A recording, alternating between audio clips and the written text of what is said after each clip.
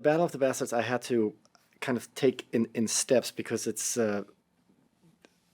it was so long. I had to write through the whole thing for myself to then sit back, watch it, and make adjustments to make sure that the balance seems right in terms of the dynamic changes. I guess it was. I just had to really lay it out.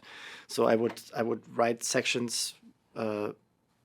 And not finish it and then write the next section. Just kind of do maps and give me a good throughput so that I could actually really understand of how I wanted to shape the whole piece because it was so long. It's an unbelievable scene.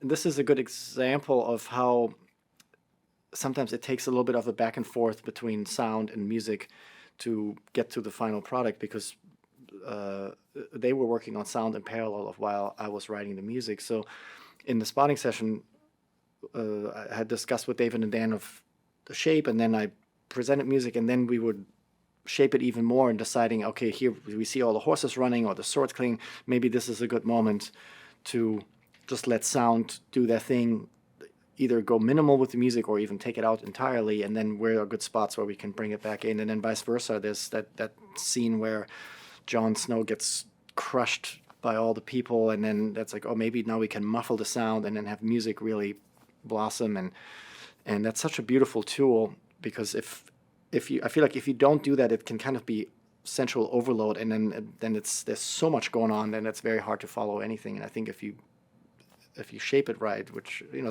think it's very difficult to do, and I think, like I said, it can take a couple of approaches to realize like, oh, not now we have taken out the pace too much, or like here maybe we can push pace here a bit more, or we don't need it, and so it takes a couple attempts.